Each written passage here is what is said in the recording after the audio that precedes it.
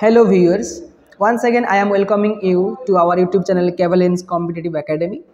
Here in this video I am going to discuss about Carnatic words, but through this video especially I am going to give you some background knowledge regarding this word so that it will be easy to understand what the word actually is. Viewers, आमे तो जानिचु कि प्रथमे Portuguese तापरे Dutch then British then Danes आउ तापरे French माने India को आस्थिले किंतु समयानुक्रमे इंडिया रे इंग्रेज माने और फ्रेंच माने पावरफुल हेबाकू लागिले एवं परवर्ती समय रे फ्रेंच माने इंग्रेज मानक साम्राज्य विस्तार रे प्रतिरोध सृष्टि करबाकू लागिले।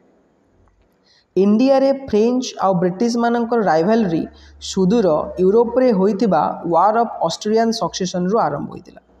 व्यूअर्स, एबे आमे वार ऑफ ऑस्ट्रियन सक्सेशन विषय रे हल्का किछि आइडिया नबा जोथि पई हमकु यार बैकग्राउंड नॉलेज क्लियर हबो। ठीक अछि।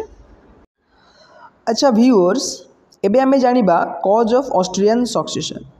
व्यूअर्स, 1740 मसिया रे होली रोमान एम्पेरर यथा ऑस्ट्रियन हब्सबर्ग मोनार्कीर रूलर चार्ल्स VI मृत्यु होबा परे तांकर एल्डेस्ट डॉटर बा बड़ झियो मारिया थेरेसा राजगादी रे बसिले, जहाकु नहीं फ्रांस, प्रुसिया, बावेरिया एवं स्पेन आदि देश रे असंतोष देखागला।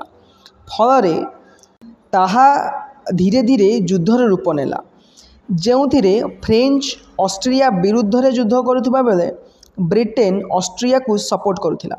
ब्रिटेन एवं फ्रांस मध्य रे यूरोप रे थिबा ए राइवलरी कोउठी ना कोउठी इंडिया रे मध्य रिफ्लेक्ट होबाकू लागिला।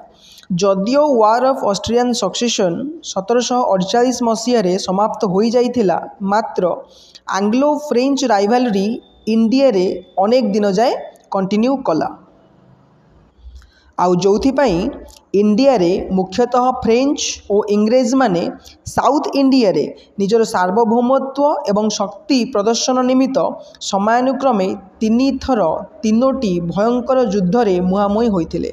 आउ सेमानंकु यथाक्रमे फर्स्ट कार्नाटिक वार 1746 रु 1748, सेकेंड कार्नाटिक वार 1749 रु 1754 एवं थर्ड कार्नाटिक वार 1758 रु 1763 कुहा गला। आशा करुच्ची भिडियोटी तुमको बहुत भल लगी एवं कार्नाटिक वार रिगार्डिंग थिबा बैकग्राउंड नॉलेज भी बुझा पड़थिबो। If so then show your love towards our channel. By the way, thank you so much for watching. Have a nice day. This is Satyajit signing out.